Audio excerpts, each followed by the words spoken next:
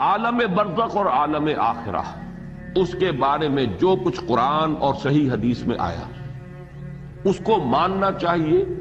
اس کی تفصیل میں کھود کرید میں اس کی زیادہ کنہ تک پہنچنے کی کوشش کرنا، یہ در حقیقت اپنے آپ کو فتنوں میں مبتلا کرنا ہے. وہ عالم ہے جس کو ہم یہاں نہیں سمجھ سکتے.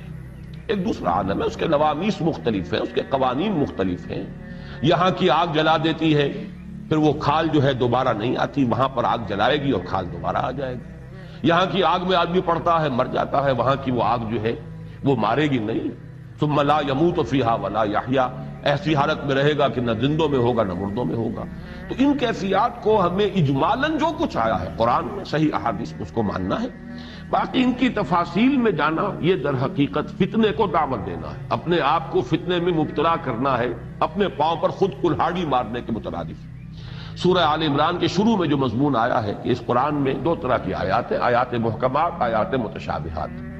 یہ متشابہات جو آیات ہیں ان پر اجمالی ایمان رکھنا چاہیے، لیکن یہ کہ ان کی کنہ میں، ان کی ٹوہ میں، ان کی زیادہ تعویل تلاش کرنے کی کوشش جو ہے یہ خام خواہ انسان کو کسی غلط وادی میں یہ چیز جو ہے بھٹکا دیتی ہے اور فتنہ پیدا ہوتا ہے. اسی اعتبار سے اس میں چونکہ سجین کیا ہے، کتاب جو ہے وہ کس شکل کی ہوگی ہمیں کچھ معلوم نہیں. سورہ کہف میں جو نقشہ کھینچا گیا اس سے تو معلوم ہوتا بس کوئی ایک ہی کتاب ہے.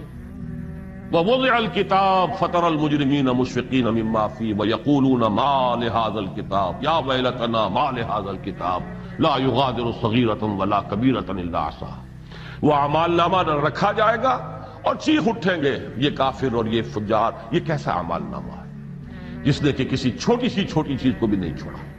تو وہ تو کوئی ایک ہی اعمال نامہ ہے جس کو میں نے کئی مرتبہ عرض کیا ہے کہ آج ہم کہہ سکتے ہیں کوئی بہت بڑا کمپیوٹر جس میں بس ایک بٹن دبانے کی دیر ہوگی کہ ہر انسان کا جو ہے جس کا بٹن دبے گا اس کی پوری زندگی کی پکچر جو ہے، اس کی ریل جو ہے چلنی شروع ہو جائے گی. اس کا ایک لفظ جو نکلا ہے 60 70 80 برس کی ریل وہ اس کی نگاہوں سے گزر جائے گی. یہ ہے تمہارا اعمال نامہ.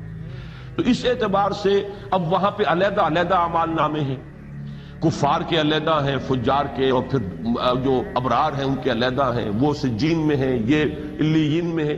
ان کی حقیقت کو یہاں سمجھنا ہمارے لیے محال ہے، ناممکن ہے. اجمالاً ایمان، یقین، تصدیق، لیکن یہ کہ تفصیل میں زیادہ اس کی ٹوہ میں لگنا در حقیقت فتنے کو دعوت ہے.